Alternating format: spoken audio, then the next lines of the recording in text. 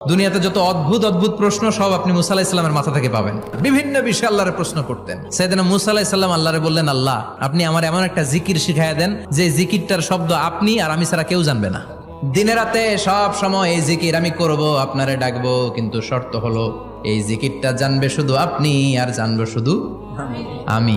আল্লাহ বললেন, মুসা পড়ো লা ইলাহা ইল্লাল্লাহ। মুসা আলাইহিস সালাম কয়, মাবুদ এটা তো জাতীয় জিকির, সবাই জানে। আমি তো চাইছি এক্সেলেন্ট একটা জিকির, কারো কাছে নাই, শুধু আমি জানবো আর আমি পড়বো। আল্লাহ বললেন, মুসা এই লা ইলাহাকে যদি এক পাল্লায় রেখে দাও, তাম বিশ্ব, সাত আকাশ, সাত জমিনটারে তুলে যদি তুমি আরেক পাল্লায় রেখে দাও, লা রাজাহাত কাফাতু লা ইলাহা ইল্লাল্লাহ, মুহূর্তের মধ্যে লা ইলাহার পাল্লা ভারী হয়ে যাবে।